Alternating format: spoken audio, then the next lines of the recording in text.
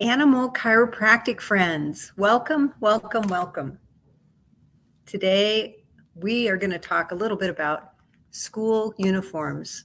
You know, those really attractive plaid skirts and white blouses, and maybe for some of you, the little cardigan that went with it. We're going to talk about those school uniforms and how, in some ways, I have dog hair on me. In some ways, they may have felt very restrictive because you had to wear the same thing. But other ways that they probably have helped you boost you up to the success story that you are now. Now, I know not everybody went to a private school. Not everybody who is a success went to a private school that required a uniform. Even some public schools have a little bit of a dress code. I know the one public school that was nearest to my house when I was a kid had a dress code. Shoes. You had to wear shoes. That was their requirement. But I never really thought about the benefits of having that uniform until recently, until probably the last couple of years. And here's what I've discovered. I've discovered that having that uniform, there are people who are very organized in their lives. Some of you might be that person. I'm not as organized as I'd like to be. But I do realize that when I already have clothes picked out for the next day, that is one less thing I have to decide. That's one less decision I have to make. I don't have to try on different things and go, does this look right today? Is this the right color? Where am I going? How's it going to influence people that see me? And so it actually makes my process during the day easier, and I save time doing it. And when I save time, I feel more productive and I can get more done. Back to those school uniforms. So that's number one. One of the biggest things that school uniforms do for school children and for their parents is it helps them not have to make extra decisions. It helps them to know they have one decision and get it done and off you go. It helps them get ready for school faster. That's number one. How does that translate into your business, into your practice? When you are the leader of your practice, the fewer decisions you have to make in a day, that means your practice is more streamlined. That means that your practice is ready to run itself. So when you have fewer decisions that you have to make, then you actually have in practice or in the practice, you have provided enough leadership and enough protocols and enough empowerment for the people who work for you to be able to make those decisions that they need to make to get through their day. So that's number one. Number two is this, because we were required to wear a uniform. In order to become individuals, we learned different ways, very creative ways, to make ourselves stand out.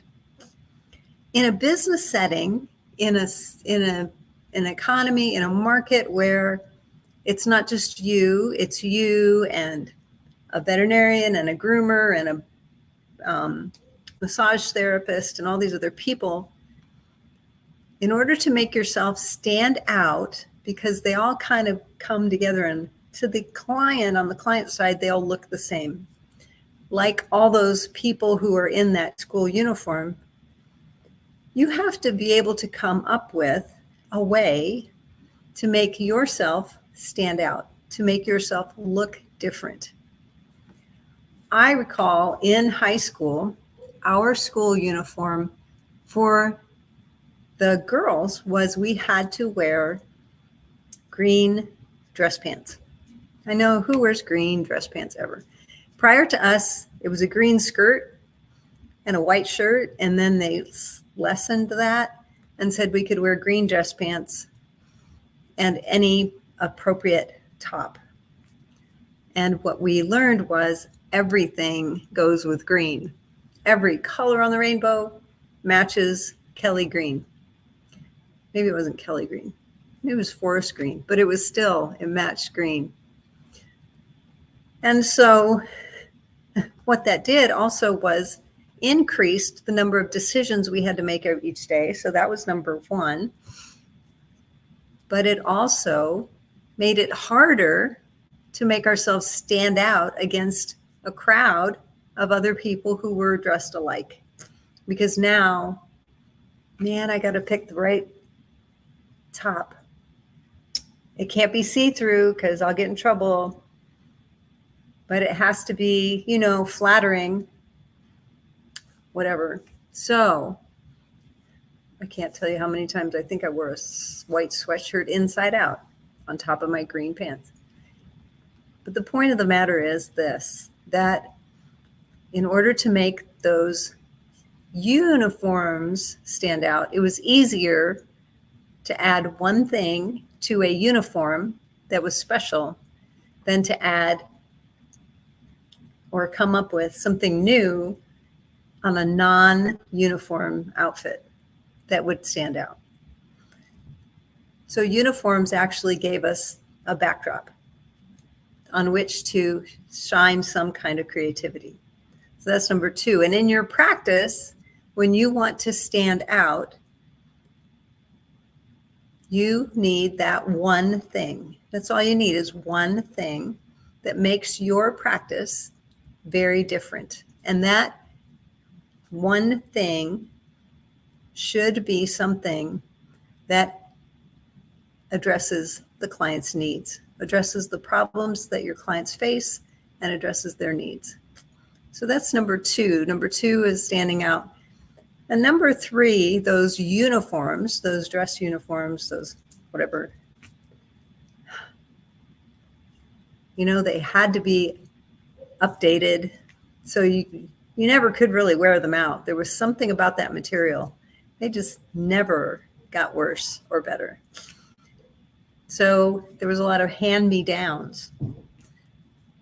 And because of that, because there was that hand-me-down process, we oftentimes learned how to make really efficient use of the money we spent on clothes. It was less expensive to buy a uniform from someone who was graduating than it was to go buy a new one. And that trains us in our practices to be more efficient with how we spend our money, and to realize we don't always have to have the newest, latest, greatest, shiny thing to be the best practice out there.